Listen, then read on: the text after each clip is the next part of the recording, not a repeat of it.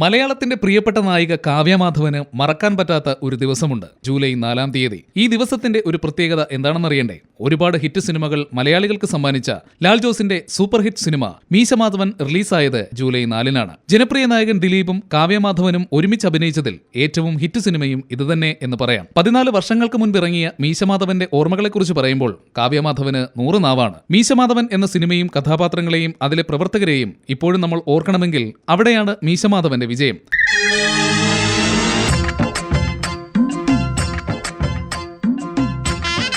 ചേക്കിലെ കള്ളൻ മാധവനും രുക്മിണിയും മലയാളികൾക്ക് അത്രയ്ക്കും പ്രിയപ്പെട്ടവരായിരുന്നു. കാവ്യയുടെ ഏറ്റവും ഇഷ്ടപ്പെട്ട കഥാപാത്രങ്ങളിൽ ഒന്നാണ് രുക്മിണി എന്നും കാവ്യ പറയുന്നു. ഹിറ്റ് മേക്കർ ലാൽ ജോസിന്റെ മാന്ത്രികത തന്നെയാണ് സിനിമയുടെ വിജയം. കൂടാതെ പാട്ടുകളും ഒന്നിനൊന്ന് മികച്ചതായിരുന്നു മീശമാധവനിൽ. കസബയിൽ ഞാൻ സബ് ഇൻസ്പെക്ടർ മുകുന്ദനാണ്. എന്റെ കഥാപാത്രത്തിന്റെ പേര് അർജുൻ എന്നാണ്. അന്വേഷണമാണ് ഈ ചിത്രം, ഒരു കേസ് അന്വേഷണം. എന്റെ ഫാദറിന്റെ മകനായിട്ട് തന്നെയാണ് സിനിമയിലും അഭിനയിക്കുന്നത്. നല്ല ചെറുപ്പക്കാരൻ നിധിൻ, ഞങ്ങളെല്ലാം അച്ചു എന്നാണ് വിളിക്കുന്നത്.